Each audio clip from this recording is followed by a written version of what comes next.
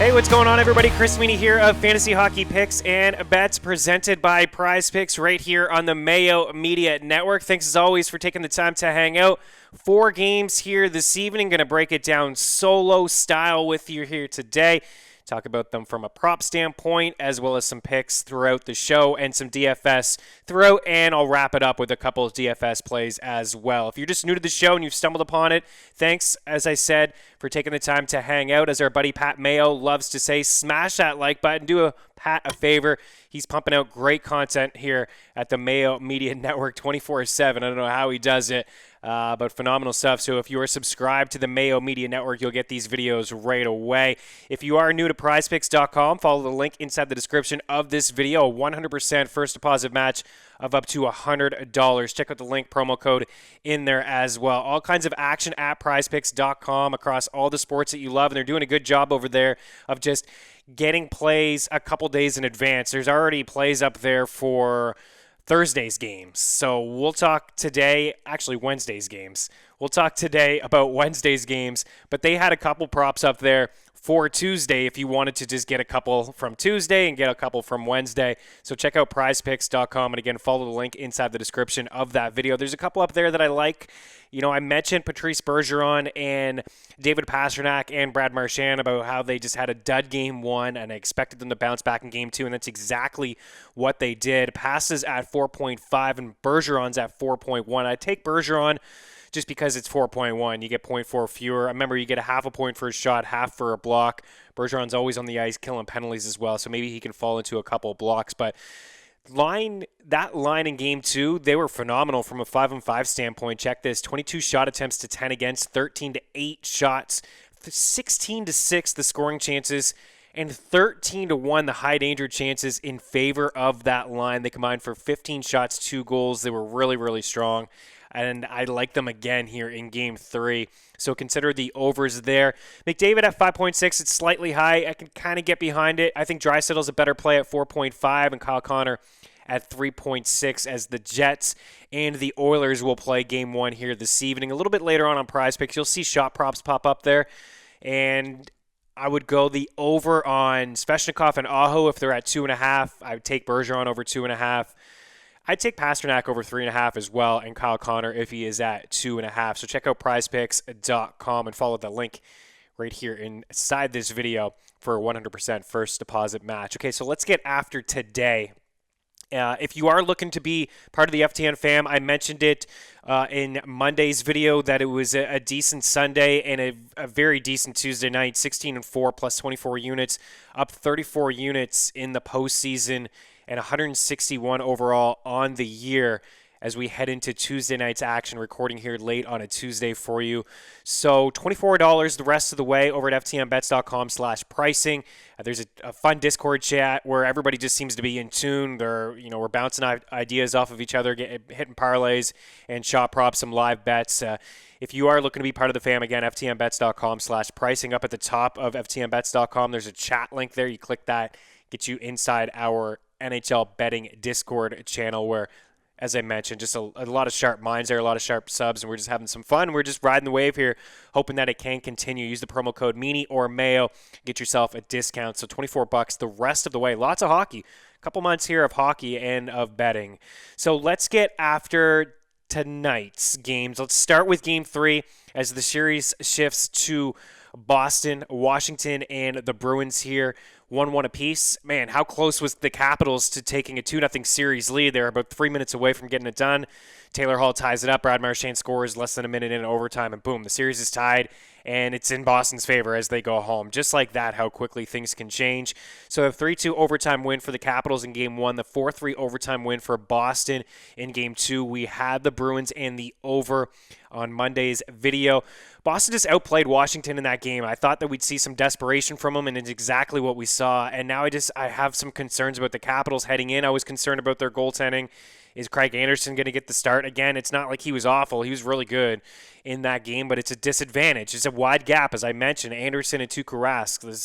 It's too significant of a gap in goal. So advantage Boston, and even if Ilya Samsonov returns, he just hasn't been that good this season. He's been inconsistent. But the shot attempts overall for Boston, 89 to 63 shot attempts, just crazy. That was overall in the game at all strengths, 48 to 39. And the shot attempts at 5-on-5, 70 to 49 in favor of the Bruins. So big goose egg for Boston's line, the number one line, the perfection line in game one. I mentioned off the top of the show the statistics that they had from a 5-on-5 standpoint, 16 to 6 the scoring chances and 13 to 1 the high danger chances. Oh boy. And Lars Eller's a big part of that team defensively. He left that game. I don't know if he's going to be able to play.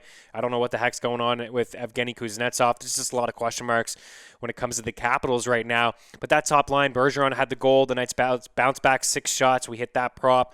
8 shot attempts. We got the prize picks for him as well. I don't mind going back to him. As I mentioned, Marchand had the goal in overtime, 5 shots, 7 shot attempts. Pasternak had the assist, 4 shots, and 8 shot attempts. So, I mean, that trio had 23 shot attempts, and they all hit their shot props. I like them all again. I just think that it's such a dominant line, and we have 2 games in a row now, just a strong sample size, especially the latest game, of them dominating play at 5-on-5. And Bergeron and Marchand get all the PK time. The power play is absolutely deadly. So if I had to choose one, it would be Bergeron and then go to Pasternak. But Marchand's usually, sometimes if you look, he's around plus money at 2.5. But there's a lot of shot prop opportunities in this game. At FTN, we hit Charlie McAvoy at 1.5 shots, the over at minus 125. He had 5 shots, 7 shot attempts in game 1. In game 2, he had another 7 shot attempts and 5 shots. So this dude's got 10 shots as a defenseman and 14 shot attempts. He's getting a lot of ice time. Second most on the Bruins, and the most on the Bruins is Matt Grzelcyk.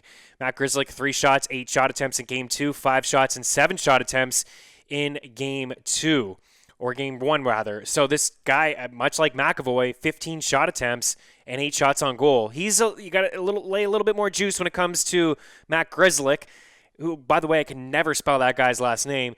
1.5 shots is minus 160. So maybe you want to get that involved in a parlay. I would probably rank them, honestly, the way McAvoy is shooting like this, and both of those guys playing 24, 25 minutes a game on power plays, I'd probably rank the defenseman over the forwards, but it's just you got to lay that juice with Grzelcyk. So I think I would go McAvoy, Bergeron, Pasternak, Grzelcyk, Marchand, but my goodness, they're all in play. And Taylor Hall, who had a team-high 7 shots and 11 shot attempts, 5 high-danger chances. He had the late goal to tie it, playing with a lot of confidence in that game. And then Craig Smith had a team-high 6 high-danger chances and 3 shots himself. So both lines are absolutely in play here, and all the shot attempts, you can have some fun. I mean, if you want to play them as singles, you're going to have to lay some money, or you can just parlay them and mix and match, because we got 4 games, so you can get a 4 shot prop parlay in there. You can get a couple different 2s or a couple different 3-player props in there, but certainly all those players are in play. There is something to be said about Washington, 19-7-2 on the road. No team had more road wins than them. A couple had 19 themselves. I know Vegas, I believe, had 19, but this Bruins team, I like them. Just going to stick with them. Like them heading in this series. It's going to be tight. It's going to be a great battle. Wouldn't be shocked if it went to another overtime here, but I will lean with the over one more time. The over is hit more times than not between these two teams, so I'll take the over 5.5, and I'm going to go with Bruins, the Boston Bruins. From a DFS standpoint, line 1, obviously, but line 2, you'll save yourself a little bit of cash. I'd maybe stay away from Krejci. You could just take Hall and Craig Smith. Those guys are the shooters on the line. So Nashville and Carolina in here next, the exact same odds as game 1, but the total's at 5.5 and not 5. Carolina's at minus 182, which they were in game 1, and Nashville plus 165. By the way, I'm using the free FTN parlay calculator to get the best possible odds. You should do that as well. And the prop shop over at ftnbets.com, absolutely free. Just got to type in Matt Grzelcyk. You find the best odds across the board, usually over at William Hill. Nashville, big road dogs here. We got Alex Nedeljkovic in net. This is what we wanted. Happy to see that. I was nervous for him to start. He was a little shaky, let a couple goals in early, but then locked it down. But that's what I wanted to see. I think he's been the strong goalie for them all year. I'm super jazzed because I picked him just out on a limb in a playoff pool, and I was just hoping that he'd be the guy, and he is for now. Things could change, but I believe Rod Brind'Amour would go back to him for game 2. So I was definitely wrong about the over. Carolina just was too strong, or the under rather. They were just too strong. I'll probably just stay away. It's at 5.5 now. The over's plus 120. It's very tempting, but I will stay away from the total. If I had a lean, geez, I feel like the under again, but Carolina, they score 4 goals, and then, we may not get there. So it may just be a stay away. We had Carolina to win by 2 over at FTN. That was plus 150. Plus 150 again for them to win by 2. You can put it in with the Avs if you want, and then you can get that near plus 400. We can talk about Colorado in just a little bit, but they dominated Carolina in this game like we all thought that they would. 5-5 numbers. The shots were 26-17. The scoring chances 24-14. High danger 11-5 in favor of the Hurricane. Overall 45-35 the shot attempts. So Svechnikov had 10 shot attempts and 8 shots. We got that one pretty easily. Believe it or not, he was plus money. That's crazy. I don't think he'll be plus money again, but he could be right around minus 120. 8 shots, 10 shot attempts. Sebastian Aho, we got that one as well. 7 shots and 9 shot attempts. Man, Monday was a really good day. I hope that we can carry it over. It's tough to. Books will adjust with these playoff shot props. And if we thought that they were phenomenal to attack throughout the regular season, it's even better in the postseason because these good players who like to shoot the puck, they don't mess around. They're putting everything on net. It's go time. It means everything, especially for these shooters. Like 10 shot attempts for Svechnikov. There were games where he maybe just disappeared in mid regular season game against the Preds. Yada whatever. I mean, he got bumped up to that first line halfway through that game, ended up playing 6 minutes with Teuvo Teravainen and Aho. They 10-3 the shot attempts, 6-0 shots for 5-2 high danger chances. That's a very, very dangerous trio right there. Jordan Staal had a big game. We've talked about Jordan Staal quite a bit over at FTN and here on this show. I think he's one of the most underrated players in the league. He had 6 shot attempts, 4 shots, and 2 goals. He's very sneaky in DFS. I think he's 3-9 on DraftKings. I think people shy away because they see he's on the third line and he doesn't play with the wingers that you would like them to play with. I think he opened up with Svechnikov, but Rod Brennauer switched things up. But he is on that top power play. He plays in all situations. He takes a lot of key faceoffs for them. He gets a lot of ice time, and he's not afraid to shoot the puck. I just never find his shot prop anywhere. But if you can find it, I would take the over 2.5 for him. Heck, I mean, he might even be at 1.5. But like I said, I can't really find it. The Preds, they just didn't show us any. It was just too hard for them. It's such a mismatch. The Hurricanes are so much better than them. Ekholm and Ellis had the team high 6 shot attempts. That's where your offense is coming from those two guys. No disrespect, I love both of them as defensemen. I like Ellis, but Yossi was quiet in that game, didn't get a shot until late. But those guys can't be leading your team in shot attempts. Colton Sissons, Eric Holla, 4 shot attempts each, a team high among forwards, is not good enough. So I Carolina by 2 again. I don't think they give up much. They give up a couple goals, maybe they win 4-2, but I see a 4-1, maybe even a 3-0 victory, a 3-1 victory, sweat it out. But plus 150 Carolina, I think we got to jump on that. We won't be able to get a lot of these teams on puck lines, but Colorado and Carolina, they're just so good. I think we take advantage of that. So we'll move on. Winnipeg and Edmonton. By the way, I like those guys again for shot props, Aho and Svechnikov. So Winnipeg and Edmonton here. Finally, game 1 in the North Division, a minus 160 for the Oilers. I'm seeing a total of 6 plus 140 for Winnipeg. I like Edmonton. 7-2, the season series. They outscored Winnipeg 34-24. It was just dominant down the stretch. Edmonton won the final 6 games in this matchup, outscoring the Jets 21-9. They got strong goaltending from Mike Smith. I think he can carry it over at least into the first round. We'll see what happens after that, but he's a little bit older. Obviously, he's got playoff experience, but he's playing really good hockey right now, and I think Edmonton has shown us a little bit more than Winnipeg. A league low 8 points since April 1st. 4-10. That is no joke. And the Jets, they just give up too much. High danger chances, it's just too much. 11.5 high danger chances against at 5-on-5. That is 27th in the entire league. They generate a lot themselves, so they played a ton of overs, and Connor Hellebuck does what he can most nights to keep them in games, but Nikolai Ehlers was in a non-contact jersey as of Tuesday in practicing. I think Pierre-Luc Dubois is going to play, but he's a true game-time decision. I believe Andrew Kopp is trending in the right direction, but they need Nikolai Ehlers. They need 2 lines because, Pierre-Luc Dubois is not doing anything. He hasn't done anything for a while. They need him to get going and have Ehlers on that line to help him get going. So it's almost a one-line team right now. Kyle Connor's playing really good, 11 shots in his last 3 games. He's got 4 goals and 6 points over that span. I'd consider him over 2.5 shots. He didn't have a lot of success against the Oilers, but had a couple games there where one game he had 6 shots and one game he had 7. And like I said, he's been shooting a little bit more lately. Connor McDavid, 2-point game, absolutely in play. That's it. I think from a shot prop standpoint, it would be Connor or just take the prop on McDavid to have a 2-point game, or maybe Draisaitl. You get better odds, obviously, with Draisaitl. I'll probably stay away from Draisaitl, to be honest. It'd be McDavid for that 2-point game. He's just on such a run. He's going to be flying out there this evening. I'm on Edmonton. I like the Oilers. I would lean maybe with the under. I don't think the Jets can do enough offensively. I see maybe a 4-2 game that'd be right there at the 6. If you can get 6.5, maybe wait it out throughout the day and maybe hammer the under 6.5. But I'll lean with the Oilers here. And then the final game, St. Louis and Colorado. I don't really know what there is to say here. The Avs minus 303.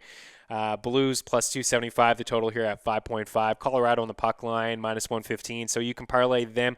We did this at FTN on Monday, and just the 2-game parlay, 2 puck line parlay was plus 370. It's plus 370 here again. So a 4-1 victory for the Avs.